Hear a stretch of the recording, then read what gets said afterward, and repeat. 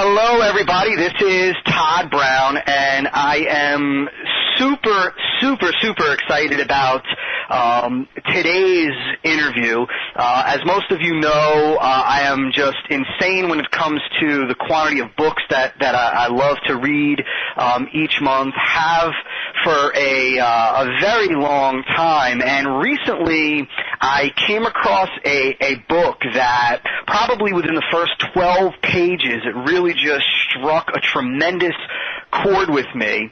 And I said to myself, I've just got to see if I can grab this author and spend some time with him on the phone, because I think that he is incredibly insightful. And fortunately, luckily, I was able to do that. And the individual that you're going to hear from today, his name is Timothy Ferris.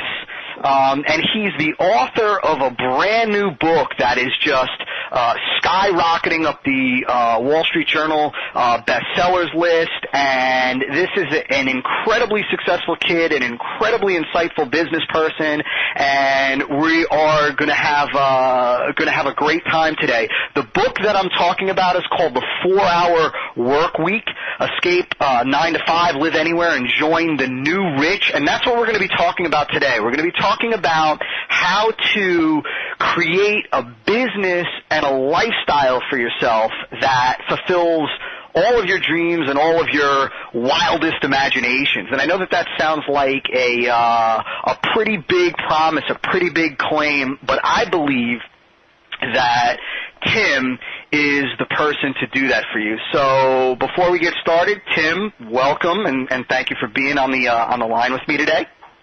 Thanks for having me here. It's a pleasure to be here. You got it. Well, you've got an awesome, what I would call, resume. I'm a few years older than you, but I got to tell you, I was just incredibly impressed, man, when I read what it is that you've been able to achieve at such a young age. Can you just take like a few minutes to kind of share with everybody what you have been able to accomplish? Just kind of give us some insight, man.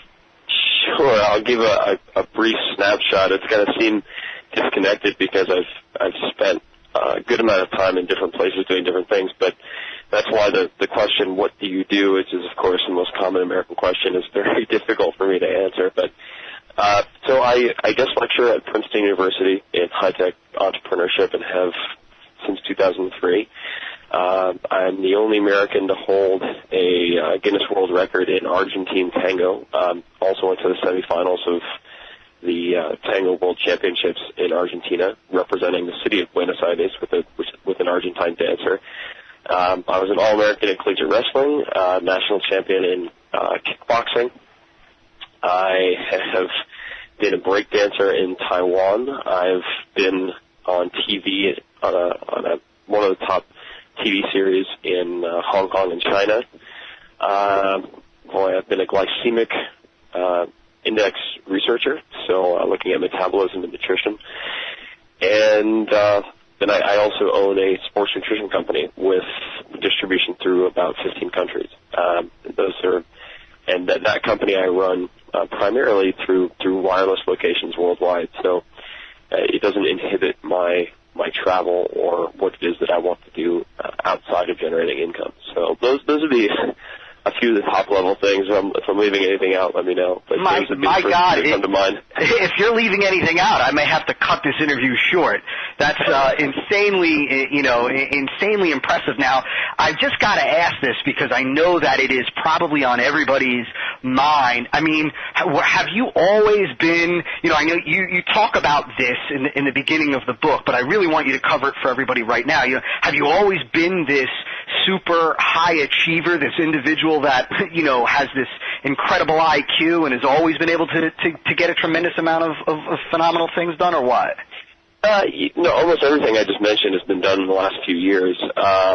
But no, the answer is no. And I mean, I've always been very curious, but I think that the structure in which I was raised from an educational standpoint, my parents were very encouraging, and they really gave me a richness of experience. But neither of my parents, my two parents combined, never made more than $50,000 a year. So I was put into an educational system where I was really taught to operate within a very confining set of rules. So, not to mention that I had mild dyslexia when I was younger, and still have some difficulty with dysgraphia, so that's writing issues. But long story short, no. I mean, I've worked since I was 14 years old in restaurants and so forth and so on. So I come from, I think, pretty humble beginnings, and really almost everything I just said has taken place between 2004 and now.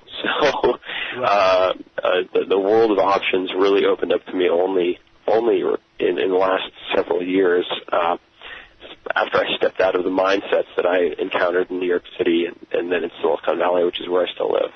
Wow. So, and before we get into some of those specifics like the mindset that you stepped out of and so on and so forth, talk a little bit about, if you will, how you came to authoring this book. Because like I said, it really is, I think, just phenomenal. I think that it's going to be a highly talked about book in the entrepreneurial world. How did you come to writing the book, publishing it, and so on? Yeah, sure. So I never intended to write a book. It was really more of a request by my students to some extent. So I'll take a step back and give people a little bit of background. So from 2003 to mid-2004, the lecture that I gave at Princeton, just twice a year, was focused on how to create highly profitable companies without outside financing. So how did you negotiate cash flow? How did you set terms with vendors and suppliers so that you could become profitable very quickly without outside financing? What I realized in June of 2004, very specifically, I remember June 14th, I was in New York really having an existential crisis, is that the objective, and at that point I was making a good amount of money. I mean, the high 5 figures, sometimes 6 figures per month. And I realized that being a millionaire or having a very profitable company or career really wasn't the objective. When you take a step back, if you don't have time and mobility, that income has no practical value. So I realized that it's not that we want to be millionaires, but we want the lifestyle. We want the 9 to 5, I shouldn't say 9 to 5, but from when we wake to when we sleep existence that we perceive only millionaires as being able to have. And so in June of 2004, I left the country. I went to London to stay with a friend for 4 weeks to reassess my company, my direction, my choices, and my life goals. And I set a rule for myself during that time, which was very hard to follow, and that was I was going to check email once per week. I would check email once on Mondays for 2 hours, and that was it. And I had come from, in San Jose, the capital of Silicon Valley, checking email 100, 200 times per day. And I was willing to sacrifice my company at that point, which again, I mean, it was giving me, in some months, 6 figures in personal income per month. I was willing to sacrifice that if it couldn't coexist with my life. And the amusing part of the story is that my company profit actually went up about 30% during that 4-week period. And it really opened my eyes to what we feel we have to do and really what is most productive and what is most fulfilling. There's a huge difference between the two. So for the next 15 months, after that, I stayed outside of the U.S. I traveled throughout the entire world, through about 20 countries, seeing how far I could outsource and automate my life.